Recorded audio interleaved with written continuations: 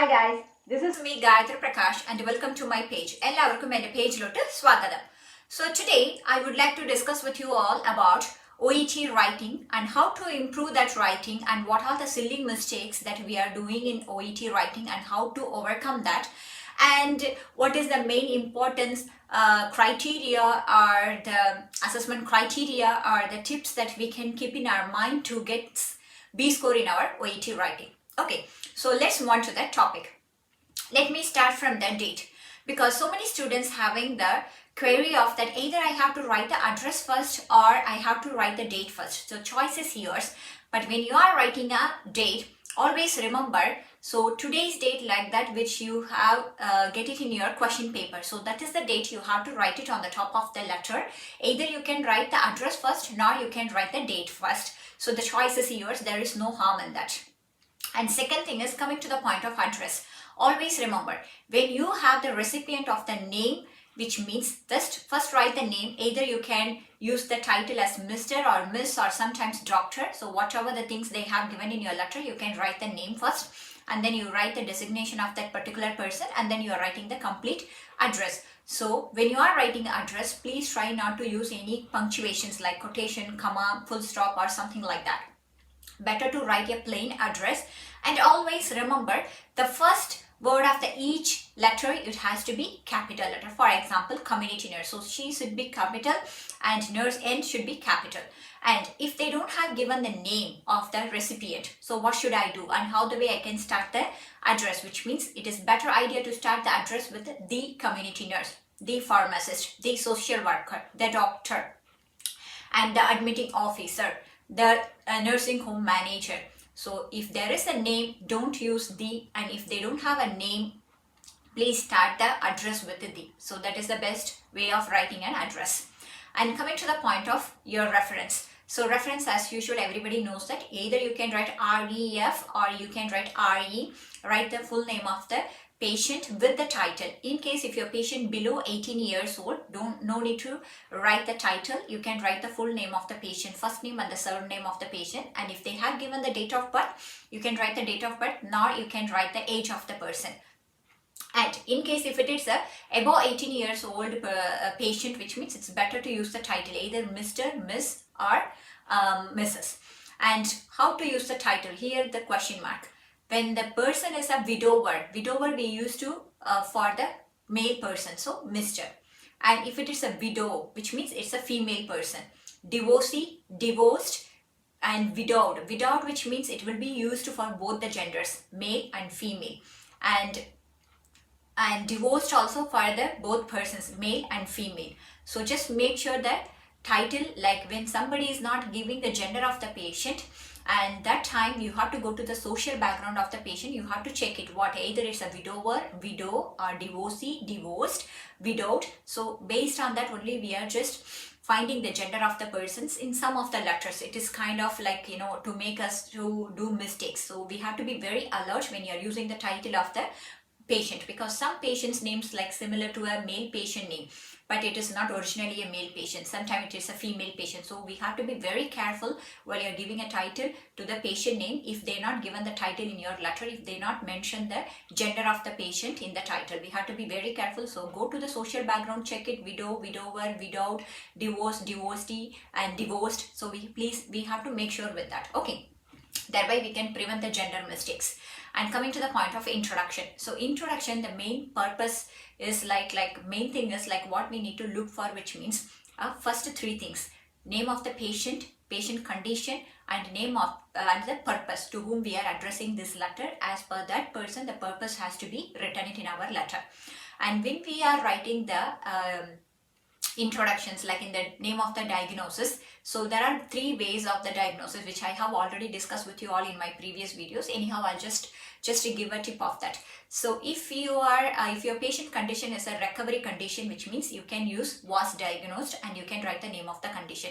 In case there is no recovery for that particular condition, which means in that time you can write has been diagnosed. And if it is a surgery case and patient after finishing off the surgery getting discharged, which means has been recovering. So these are the things that we have to keep in mind when you're writing a condition of the patient. And coming to the point of the purpose, so in the purpose, most of the letters we used to write he, she, requires, right? So he, she, which means it is a singular, so thereby we are writing requires, needs, like that. But if it is a plural, when you are writing a letter to the mother and baby, for both of them you are writing a letter together, which means they require. So don't use requires. Yes, which means when we use the requires, yes, which means when the subject is a singular or plural. Like for example, he, she, it. For these three things we used to use yes. He requires, he needs, she needs, she requires. So like that. If it is a plural, they require. Only they require, they need. So don't add yes when you are writing a plural. Okay, so these three things we have to keep in our mind, because where we are doing usually mistakes. When you are writing for mother and baby together, there you have to write they require further care and management. They require ongoing care and management. They need, not needs. They need further care and management, likewise. And if it is a singular, he, she, it, which means he requires, she requires, she needs, he needs further care and management, like that. So these things has to be remembered in our introduction when you are writing an introduction especially, and also write the full name of the patient better. And when you are writing a below 18 years old person, we no need to add the title Mr., Miss, Master, Baby, or Mrs. like that. That is not necessary at all. Just you can write the plain name of the patient. So this is the mistakes we used to do in our introduction. So now introduction part is clear. Now coming to the point of background, coming to the point of body paragraph. So in the body paragraph, the first thing is present medical history. So basically we start the letter, if it is a discharge letter, if it is admission letter, and if it is a transfer letter, whatever the letters, if we have the date of admission, which means we used to start the body paragraph, he or she, Mr. X was admitted. So why we have to write was admitted, which means somebody made him to admit. Either the patient came to the emergency department, so who will admit the patient? Of course, the doctor is the one who admit the patient in the ward, right? So that's why we are just writing. It is a passive voice we used to say. So better to write was admitted. Somebody made him to admit in the hospital. That's why we are writing Mr. X was admitted. And if it is a referral letter, for example, it's a multiple visit letter, there why we are writing Mr. X presented. Why we are writing like that, which means Mr. X presented himself to the doctor, himself to the clinic. So that's why we are writing Mr. X presented. There if you are writing Mr. X was presented, which means it is grammatically wrong. So we have to be very careful when you are writing was admitted and presented. What is the difference? Which means was admitted, which means somebody made him to admitted in the passive voice. When we are writing he was admitted. And if it is a presented, which means nobody made him to present to the doctor or the clinic. He himself presented, herself presented to the doctor and the clinic. That's why we are writing Mr. X or Miss X presented to the clinic, like that we are just writing. So please make sure with that things. Okay. And second mistake where we used to do, which means with the complaints and with a complaint. So what is difference between that? With the complaints means when we have a more than one complaints. For example, patient admitted with the complaints of nausea, vomiting, diarrhea, and loss of weight. And like this, which means with the complaints, more than one complaints, which means we used to write with the complaints of. And if it is a one complaint, with a complaint of abdominal pain, that's it. Not more than that. So only one complaint with a complaint. More than one complaint with the complaints of, like that. And if it is a surgical case, so how the way we can organize the body paragraph, the present medical history, which means first we are writing the date of admission. Start with the admission and start with the complaints, and second thing complaints, third thing you are diagnosing with the help of diagnostic procedures or blood investigations. Next, you are performing the surgery. After the surgery, coming to the point of post-operative period. In the post-operative period, you are writing about the medication, physiotherapy, wound dressing management. And at last you are writing about the mobility. Mobility is the good sign of the prognosis, right? Good sign of the recovery. It's a sign of the recovery, sign of the prognosis. And binding the letter with the date of discharge. So while you are writing the discharge time, just always remember like Mr. X is being discharged. Being, which means is going to be discharged. So being, which means the next verb should be ed, not is being discharged. It is wrong. So Mr. X is being discharged on the date. Mr. X is being discharged today, like that. So that things has to be remembered. Or as some people are writing like Mr. X is said to be discharged. To be also, it's a future, like going to be. It's going to happen. So that's why to be. So said to be discharged. Is Mr. X is due to be discharged. Mr. X is due for discharge. Is being discharged. So these are n number of way of writing the discharge. Okay.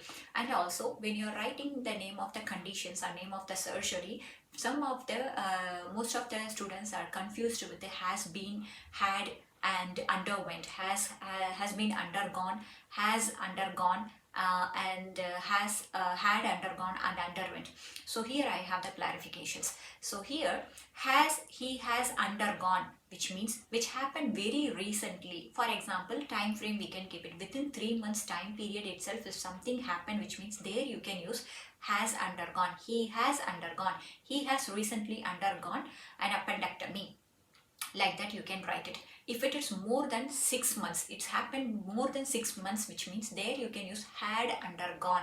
And where to use underwent? Underwent, which means whenever you are using the time frame in that particular word, in that particular time, we can use the underwent. For example, Mr. X underwent an appendectomy on Thursday. Like that, the particular time or the particular year and particular date when we are using, there it is good to use underwent rather than using has undergone, had undergone. So once again I'll tell you, has undergone, which means when the action happened within 3 months or which is happened very recently, there you can write Mr. X has undergone an appendectomy. And if it has happened 6 months ago, which means Mr. X had undergone an appendectomy. And coming to the point of underwent, how to write underwent? Mr. X underwent an appendectomy on Thursday. So the particular time frame, when you are mentioning the time frame, it is better to write underwent. And there is no time frame, but it happened 6 months ago, it happened 3 months ago, 3 months, within 3 months, which happened very recently, which means has undergone and had undergone. Okay, so when we can write had, which means it will happen only in a once in a life. For example, appendectomy. So once you remove the appendix, it won't happen anymore and it won't grow or it won't remove by after next time or something like that. So in that situation, had. Mr. X had appendectomy, had an appendectomy in the year of 2015. So which means it happened only once in a life. Or for example, amputation. So once you amputated the leg won't grow or you will not go for the further amputation. So in that situation, we can write had, which means it's a once in a lifetime which happened. It won't happen anymore at all. Once it happened, it won't happen again. So that time you can use had. Okay, and these all are the things that we need to remember while you are narrating your present medical history background. And coming to the point of social background. Social background is most of the mistakes where we are used to do, which means habits. For example, when you're writing about the habits, people are writing like, for example, the patient is having the alcoholism and the smoking habit. So how will you write?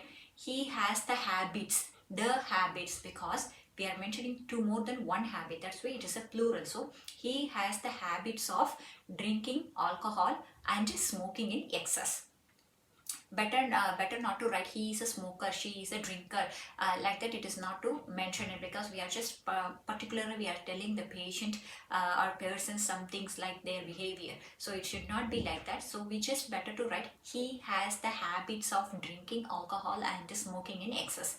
Or else if you want to change it in another way, which means if you are mentioning only one habit, so he has a habit of, or a habit, which means only one habit. So he has a habit of smoking in excess and smokes 20 cigarettes in a day for the last 20 years. So likewise you can write it. So please make sure the habits, which means more than one habit. Better not to write he is a smoker, she is a drinker, like that. It is not to mention it, because we are just particularly we are telling the patient or person some things like their behavior. So it should not be like that. So we just better to write he has the habits of drinking alcohol and smoking in excess. Or else if you want to change it in another way, which means if you are mentioning only one habit, so he has a habit of, or a habit, which means only one habit. So he has a habit of smoking in excess and smokes 20 cigarettes in a day for the last 20 years. So likewise you can write it. So please make sure the habits, which means more than one habit, it is a plural. If it is a only one habit, has a habit of. Okay, so this is very important thing we have to remember when you're writing a social background history. And coming to the point of recommendation paragraph. So recommendation paragraph, it is better to write like in a requesting way, like it would be greatly appreciated if you could, it would be highly beneficial if you could, and I'm strongly recommend you to, could you please, I would like to request you to. So likewise, a requesting way, it's a better option to write rather than like a simple sentence making like copy paste. And also most importantly to remember, like don't copy paste how the way the sentence or the information which has been given in your letter. Please modify as per your own way. If they have given as an advice, so made it, change it with as a recommended. And if they are encouraging, which means you just made it as like a support. So likewise you please just same meaning with the different words we have to find it, but it should not be like as a like what to say, it's not like some like a difficult way. At least a simple man can read your letter, like a layman person also can read your letter, that what you're trying to say about your patient. So these are the things we need to be keep in mind when we are preparing ourselves for the exam. And also winding up the letter, it is not necessary. Please do not hesitate to contact me if you have any queries. That much lengthy sentence is not necessary at all, and also they won't evaluate that, especially in your writing assessment. So better to make it simple. Please contact me for further details. Make it as much as possible simple way. No need to give a lengthy that one, and it will be increasing the word count. You have enough to write in your letter body paragraphs and the introductions rather than giving more important to the conclusion. So very simple way. Please contact me for further details. That is more than enough. And winding the letter, always remember, if there is a recipient name given in your address, please find the letter yours sincerely. And Y should be capital. Yes, yours. It is a one word. Don't put apostrophe. Yes, it is a wrong. YOURS is a one word. And sincerely, yes, should be small letter, sincerely, comma. And then if it is if they did not give your recipient name, only the designation given, which means yours faithfully, comma. So this is the way. And at last, it is not necessary for you to write the address, the full detail of where you are working and what is the hospital name. Just a simple way, nurse or registered nurse. If they have given that in your letter as a charge nurse, you can write it as a charge nurse. If they given as a community nurse, community nurse. That is more than enough. No need to write the address, all those things. And some of the students having the question of like, if I write a home visit letter, should I mention the address in my recommendation paragraph for the recipient? If you are mentioning also, it's good. If you are not mentioning also, nothing to be worried. That is not that much mandatory. So mentioning and not mentioning is not a big task here when you are writing for the home visit letter. Okay. So these are the things we have to be careful while you are writing your letter, and these are the silly mistake we used to make it. And like maximum try to avoid most of the connectors. Just maximum very rare connectors you can use it. Try to avoid so and furthermore, moreover, and as you can use, but not in the introduction part. And maximum try to avoid using the connectors in the introduction. Make an introduction in a very simple way, and then from the body paragraph you can use the as. That is not a big task, but only one time using is better. And also the connectors, if you use one time, therefore, for which, consequently, if you use it one time, just don't repeat the same thing, because it will come under the repetition. When somebody is reading your letter, they feel that you don't know other connectors. And you can use however. Whenever we are using the however, as we know that it is a one positive sentence plus one negative. In between that we are using the however, though, although, even though. So these things and all we have to keep in mind. So therefore we can use, for which we can use, consequently can use, and however can be used, though can be used, and also in addition to that, as a result of that, and along with this. So these are the connectors can be used in our letter, but not more connectors. Rather than using more connectors, can write in a simple way. It's better option to make a letter. Okay, so I hope these tips will helpful for all the students whomever is preparing for their upcoming exams. Just make a note of it, and whenever you're writing a letter, please be conscious and make sure what mistake you're doing, and especially prevent the gender mistake. That is the first main mistake that what we are doing in our letter, because gender mistake always give us score. And also remember the grammars and the sentence and how the way we are making an introduction, body paragraph, that all things has to be remembered. Even when you are writing the address, don't think that it is a simple way of write, just it's address, whatever we are writing they will accept. No, it is not like that. Address also we have to write it in a professional way. So one letter is deciding our score and our English knowledge, which means that has to be that much perfect enough to get it and write it also. Okay, so I hope this video will helpful for all, and whomever wants to join in our class, we have our number given in our description. You can contact us at any time. We have 40 days, 60 days, 50 days crash course, and we have a beginners classes and mock classes are available. So you can contact us and you can join in our class. So until then,